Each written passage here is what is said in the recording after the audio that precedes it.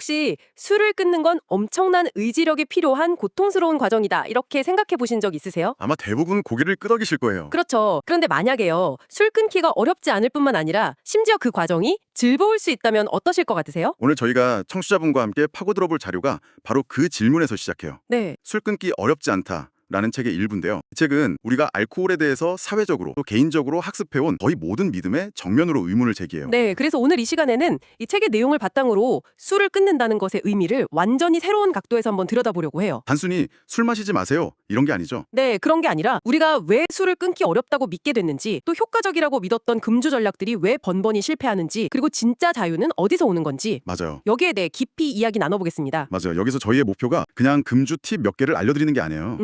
그보다는 알코올을 둘러싼 이 거대한 믿음의 시스템, 이 책에서 말하는 그 심리적 덫을 제대로 이해하고요. 네. 그 덫에서 빠져나오는 생각의 전환을 경험하게 해드리는 거죠. 자, 그럼 바로 본론으로 한번 들어가 보죠. 책의 저자가 정말 단호하게 말하거든요. 네. 술 끊기는 쉬울 뿐만 아니라 그 과정도 즐겁다. 이건 솔직히 좀 충격적인 주장이잖아요. 그렇죠. 처음 들으면 믿기 힘들죠. 술 때문에 고통받는 사람들이 얼마나 많은데 어떻게 이런 주장이 가능할까요? 저자는 그 이유를 딱 한 단어로 요약해요. 한 단어요? 네, 바로 사회적 세뇌죠. 아, 사회적 세뇌. 우리는 태어나서부터 평생에 걸쳐서 술을 끊는 건 엄청난 희생이고 술 없이 사는 건 뭔가 결핍된 삶이라는 메시지를 끊임없이 주입받는다는 거예요. 그래서 대부분의 사람들이 완전한 금주보다는 음주량을 줄이는 쪽을 택하죠. 아, 애초에 완전히 벗어나는 게 가능하다고 생각조차 못해서. 바로 그거예요. 그 덫에서 완전히 탈출하는 게 가능하다고 상상조차 못하기 때문이에요. 그 사회적 세뇌라는 말이 정말 와닿네요. 이게 단순히 뭐 친구들끼리 왜 너만 안 마셔 하는 그런 수준의 압박이 아니라는 거잖아요. 훨씬 더 깊은 차원의 문제죠. 네, 예를 들어 영화 주인공이 힘든 일을 겪고 나면 꼭 위스키 한 잔을 따르는 장면이라던가? 맞아요. 모든 축하 자리에는 샴페인이 터지고요. 그렇죠. 이런 것들이 아주 미묘하게 우리 뇌에 알코올은 힘든 일을 이겨내고 기쁜 일을 축하하는 기본 도구다 이렇게 각인시키는 거군요. 바로 그거예요. 이 책은 그 세뇌가 너무나 만연해서 우리가 그걸 세뇌라고 인지조차 못한다고 지적해요. 아, 우리가 갇혀있다는 걸 깨닫기도 전에 이미 감옥의 벽이 세워져 버린 거죠. 그리고 이 덫은 아주 교묘하게 작동하는데요. 교묘하게요? 네, 스스로 나는 알코올 중독이라는 병을 가진 환자다라고 믿게 만들거나 세상을 정상적으로 술을 즐기는 사람과 문제가 있는 알코올릭이라는 이분법으로 나누게 만들어요. 이 덫의 가장 큰 문제가 결국 술을 마시지 않는 상태를 결핍이나 박탈감의 상태로 느끼게 만든다는 거군요. 네, 맞습니다. 책에서 언급된 영국의 유명 축구 선수 폴 머슨의 사례가 이걸 아주 잘 보여주는 것 같아요. 네, 정말 상징적인 사례죠. 그는 금주를 선언하고 4년 동안 술을 마시지 않았어요.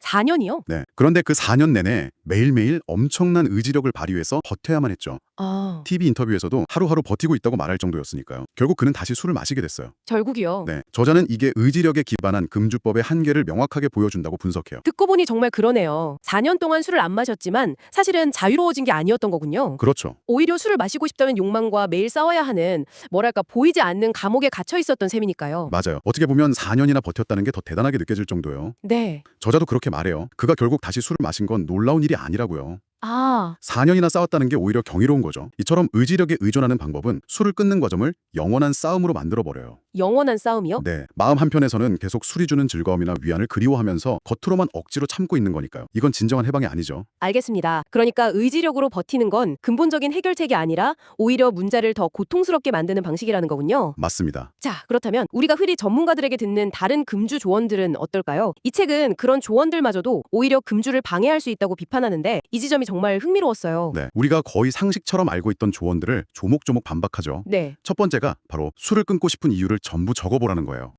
그거 정말 많이 듣는 얘기잖아요. 동기부여도 되고 좋을 것 같은데 왜 효과가 없다는 거죠? 굉장히 논리적으로 들리는데요. 저자는 그걸 두고 논리적인 무기로 감정적인 전투에서 이기려는 시도라고 표현해요. 감정적인 전투요? 네, 술을 마시고 싶은 충동은 이성적인 생각이 아니라 강력하게 조건화된 감정적 반응이거든요. 아, 극심한 스트레스를 받는 순간 우리 뇌는 금주해야 할 이유가 적힌 목록을 찾지 않아요. 그저 익숙한 해결책, 즉 술을 달라고 비명을 지를 뿐이죠. 그 순간에는 그 목록이 그냥 종이 조각이 되는 거군요. 그렇죠. 무력해지는 거예요. 아, 감정이 이성을 압도하는 순간에는 소용이 없다는 말이군요. 일리가 있네요. 네, 그럼 다음 조언은요. 술집이 있는 길을 피해서 퇴근하라 같은 유혹의 근원을 피하라는 조언도 비판하더라고요. 그렇죠. 이 조언은 근본적인 문제를 외면하고 있어요.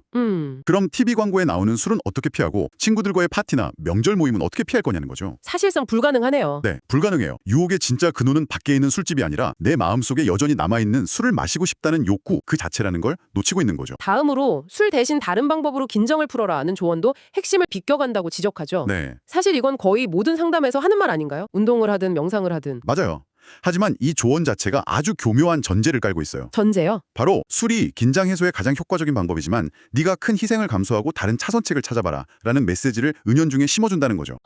오히려 술의 가치를 더 높여주는 셈이네요. 그렇죠. 하지만 저자는 정반대로 주장해요. 술이야말로 우리를 긴장하게 만드는 근본 원인이라고요. 술이 원인이다. 네, 술이 주는 일시적인 해소감은 사실 알코올이 만들어낸 미세한 금단 증상과 갈증을 아주 잠시 풀어주는 것에 불과하다는 거죠. 와, 그건 정말 생각의 전환이네요. 술이 스트레스를 풀어주는 게 아니라 술 자체가 스트레스의 원인이었다니. 네, 마지막으로 술 대신 다른 음료를 마셔라, 나 모임에서 다트 게임을 해라 같은 조언은 심지어 우리를 어린애 취급하는 것 같다고까지 말하더군요. 맞아요. 아주 신랄하죠. 저자가 다트 선수들의 복부를 보라고 한 대목에선 정말 웃음이 터졌어요. 네.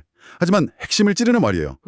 술을 마시고 싶은 근본적인 욕구는 그대로 둔 채 다른 행동으로 주의를 돌리려는 건 임시방편, 미봉책에 불과하다는 비판이죠. 문제를 정면으로 보지 않고 자꾸 회피하게 만드는 거군요. 네, 그런 전략들은 결국 실패할 수밖에 없다고 보는 거예요. 문제를 해체해야지 그냥 못 본 척 덮어둘 수는 없다는 거죠. 들어보니까 이런 잘못된 조언들이 공통적으로 술은 가치 있는 것이라는 전제를 깔고 있는 것 같아요. 정합합니다. 네가 큰 희생을 하고 있으니 다른 보상을 찾아라 라는 식으로요. 바로 그거예요. 그리고 이런 잘못된 조언들이 널리 퍼진 근본적인 이유는 알코올 중독의 본질을 오해하기 때문이라고 저자는 지적해요. 본질을 오해한다고요? 네, 흔히 중독을 신체적인 문제라고 생각하지만 저자는 단언합니다. 90% 이상이 심리적 문제라고요. 저도 그 부분에서 좀 놀랐어요. 보통 금주하면 금단 증상 때문에 괴로워하는 모습을 떠올리잖아요. 그렇죠. 손을 떤다거나 식은땀을 흘린다거나. 네, 그런데 그게 문제의 핵심이 아니라는 거군요. 네, 저자는 구체적인 근거로 의학적 사실을 제시해요. 체내의 알코올 성분은 금주 후 7에서 10일이면 99% 이상 완전히 사라진다는 거죠. 몸은 생각보다 빨리 회복하는군요. 맞아요. 신체는 비교적 빨리 알코올에서 벗어난다는 거예요. 그런데도 몇 달, 몇 년이 지나도 술에 대한 갈망이 계속되는 건 신체적인 금단 증상 때문이 아니라는 겁니다. 그럼 뭐 때문이죠? 술이 없으면 이제 나는 즐거움이나 위안을 얻을 수 없을 거야 라는 그 심리적 박탈감 때문이라는 거죠. 여기서 제가 좀 반론을 제기하고 싶은데요. 네, 말씀하세요. 어떤 분들에게는 신체적 금단 증상이 정말 심각하고 심지어 생명의 위협이 될 수도 있잖아요. 그렇죠. 저자는 그런 심각한 경우까지 다루고 있는 건가요? 아니면 주로 습관적으로 많이 마시는 사람들을 대상으로 하는 이야기인가요? 청취자분들께서도 이 차이를 궁금해하실 것 같아요. 아주 중요한 질문이에요. 저자도 그 부분을 분명히 짚고 넘어갑니다. 그래요? 네, 극심한 알코올 의존 상태에 있는 분들의 경우 갑자기 술을 끊으면 선망이나 발작 같은 심각한 신체적 금단 증상이 나타날 수 있고 이건 반드시 의료적인 감독하에 관리해야 한다고 명시해요. 하지만 이 책이 주로 대상으로 하는 그리고 사실상 대다수의 음주자들은 그 정도의 심각한 신체적 고통을 겪지 않는다는 거죠. 우리가 흔히 금단 증상이라고 부르는 것들, 예를 들어 불안감, 초조함, 공허함 같은 것들은 사실 신체적인 고통이라기보다는 심리적인 고통에 가깝다는 거예요. 알겠습니다. 그러니까 문제는 몸이 아니라 마음이라는 거군요. 네, 원하는 장난감을 갖지 못해서 세상을 다 잃은 것처럼 오는 아이의 비유가 그래서 나왔군요. 정확해요. 장난감이 없어서 몸이 아픈 게 아니라 그걸 갖지 못한다는 생각 때문에 마음이 괴로운 것처럼요? 바로 그 지점이에요. 그래서 저자는 디설피랑 같은 약물 치료법에도 회의적이에요. 뒷설피라며? 네, 혹시 들어보셨나요? 보통 엔타부스라는 상품명으로 알려져 있는데 이 약을 맞고 술을 마시면 몸에 극심한 두통이나 구토 같은 끔찍한 고통을 유발하거든요.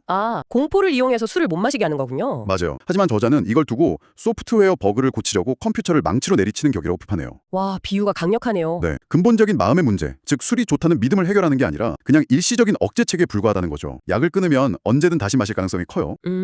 본질은 몸이 괴로운 것이 아니라 술을 마시지 못해서 마음이 괴로운 것이니까요. 우리가 진짜 두려워하는 건 손떨림이 아니라 이제 다시는 술로 위안을 얻거나 스트레스를 풀 수 없다는 그 상실감인 거군요. 바로 그거죠. 결국 모든 문제는 우리 마음이 술을 어떻게 인식하고 있느냐에 달려 있다는 거네요. 네. 술이 실제로 우리 몸에 미치는 화학적 효과보다는 우리가 그 효과에 대해 부여하는 의미와 믿음, 즉 사회적으로 학습된 그 쇠뇌가 훨씬 더 강력하게 작용한다는 뜻으로 이해가 됩니다. 네, 오늘 저희가 살펴본 자료의 핵심을 정확히 짚으셨어요. 술을 끊기 어려운 진짜 이유는 알코올 자체의 중독성이나 우리의 의지력이 약해서가 아니라는 거예요. 그게 아니고요. 네, 그보다는 술이 우리에게 어떤 중요한 효용을 준다고 굳게 믿게 만드는 잘못된 생각과 거대한 사회적 세뇌 때문이라는 거죠. 그래서 이 책은 금주를 희생이나 고통스러운 투쟁이 아니라 덫에서 탈출하는 즐거운 과정으로 완전히 재정의할 것을 제안하는 거군요. 맞습니다. 내가 어떤 덫에 갇혀 있었는지, 그리고 그 덫이 어떤 원리로 작동하는지를 명확하게 이해하고 나면 굳이 발버둥 치지 않아도 자연스럽게 빠져나올 수 있다는 말처럼 들려요. 맞습니다. 덫에 빠져 있다는 사실을 깨닫고 그 구조를 이해하는 순간 우리는 더 이상 그 덫에 걸려들지 않을 수 있어요.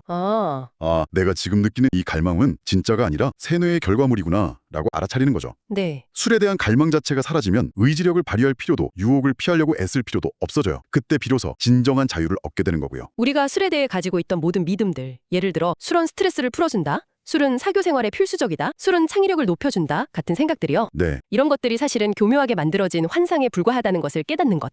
그것이 바로 탈출의 첫걸음이자 가장 중요한 열쇠가 되겠네요. 바로 그렇습니다. 결국 이 모든 논의는 청취자분께 아주 근본적인 질문 하나를 던지고 있어요. 네. 우리는 지금까지 왜 술을 마시지 말아야 하는가에 대해서는 정말 수없이 들어왔잖아요. 그렇죠. 건강에 해롭다. 돈이 많이 든다. 실수를 하게 된다. 네, 등등. 하지만 어쩌면 우리가 진짜로 깊이 파고들어야 할 질문은 그게 아니었을지도 모릅니다. 그게 아니라면요? 이 책이 우리에게 묻는 진짜 질문은 바로 이것입니다. 사람들은 도대체 왜 술을 마시는 걸까?